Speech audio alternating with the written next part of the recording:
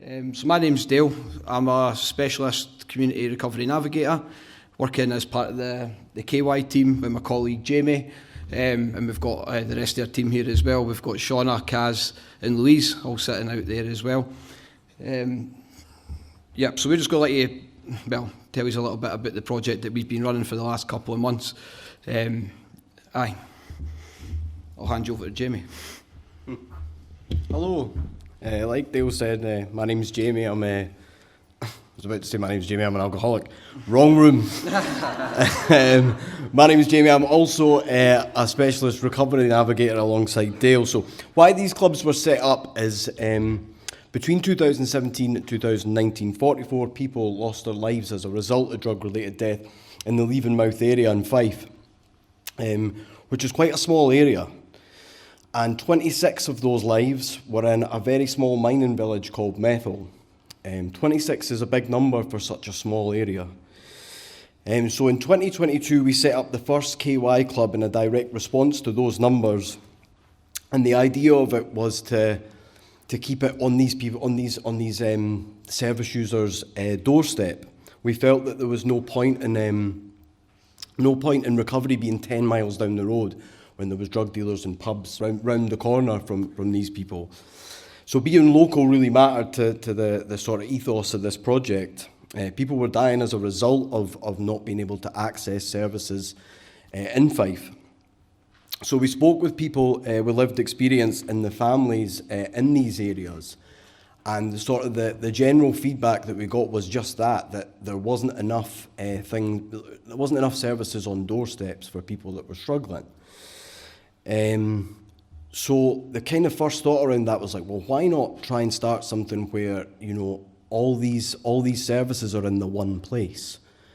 And we started trying to think of a community-based, choice-driven and collaborative idea to bring in services to these people. So Dale will explain a little bit about what the clubs are for. What are the KY clubs? Essentially, we look to try and create a safe, warm, welcoming environment, taking a non-judgmental approach in a protected space. Try to deliver that in local communities, like Jamie touched on there. It's a cafe-style approach, so people can come in and get a meal, get tea, coffee, things to that effect. Again, in a relaxed environment. We try to encourage peer-led conversations around recovery and addiction, try and take the stigma away from that.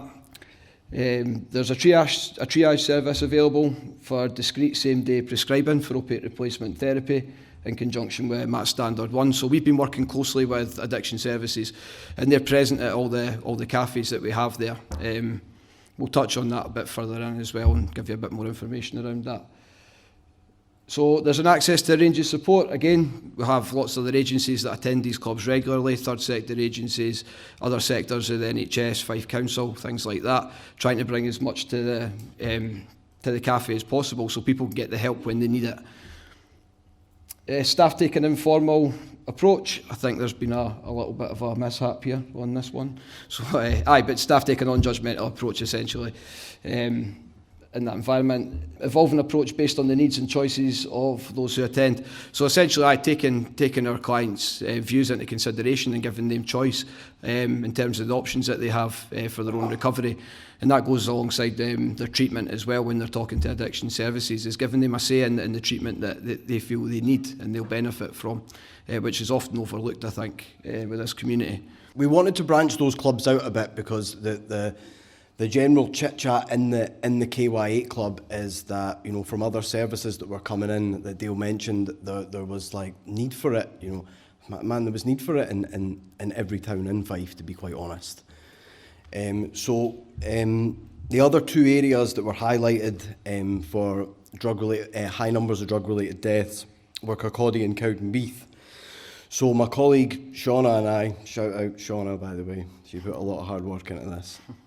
My colleague Shauna and I were part of short life working groups that were set up with locality boards, local councillors, pharmacists, GPs, those sort of people, the exciting stuff. And we tried to find the areas that, specific bits in these towns that needed these clubs. And you know, we did a bit of promotion about that. We scouted out venues that were like accessible on buses for people, that had welcoming staff, that had, you know, bright spaces where people could have open conversations in, and we promoted it. We found those venues and we took that back to the Short Life Working Group that we worked with for over about 5 months. There was people with lived experience in there as well, and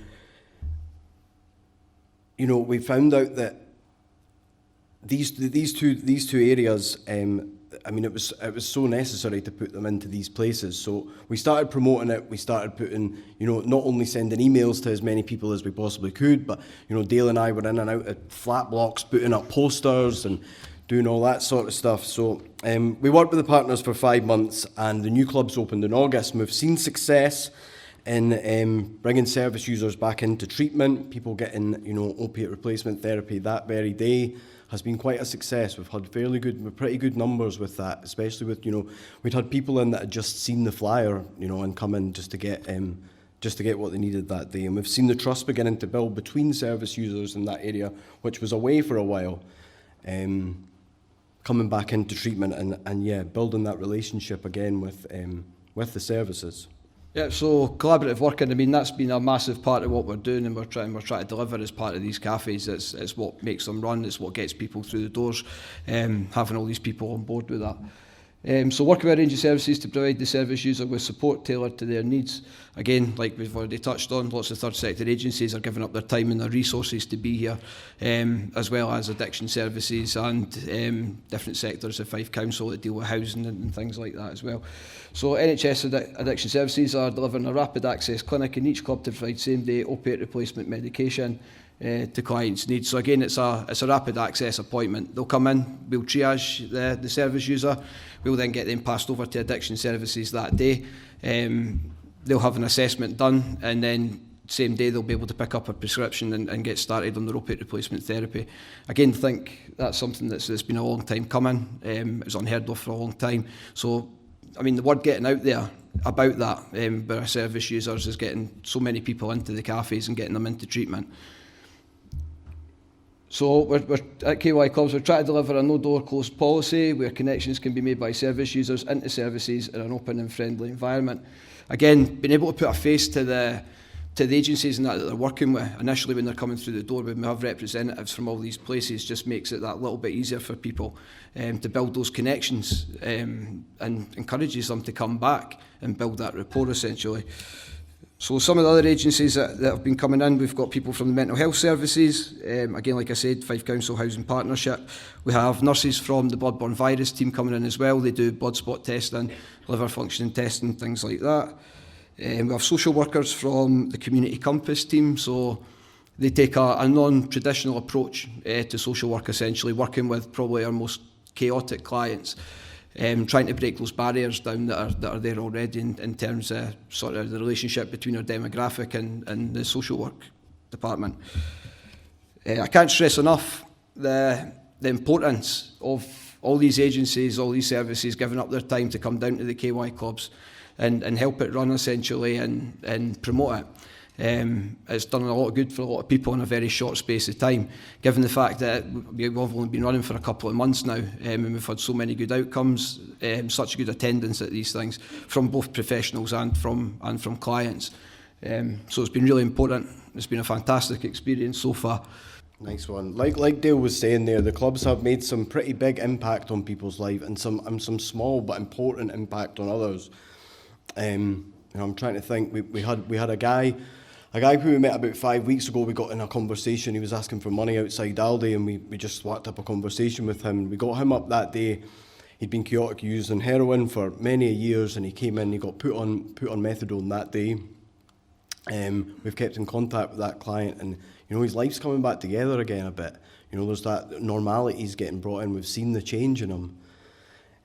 There was a woman that we threw Halloween parties last year, and there was a woman in her 60s who came in, and it was the very first Halloween party she'd ever been to in her life.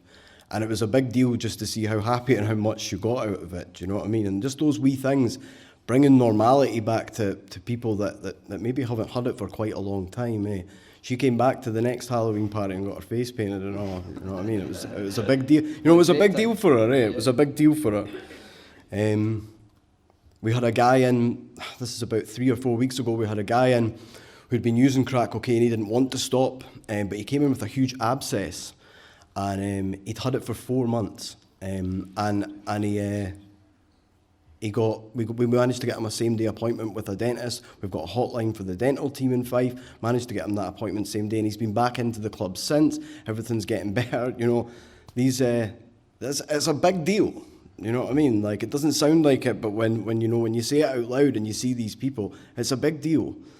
And you know, from someone I can speak from my own experience as someone who's been on opiate replacement therapy, you know, to get that same day prescription, you know, I can speak from a whole team, I think, when we say that, like, we're never going to tire of seeing people come up and get the support that they need tailored directly to what they want. Do you know what I mean? So, you know, someone coming in that wants to, wants to reduce their heroin use, but they say, I don't know, my heroin use has spiraled out of control since my benefits all went to shit.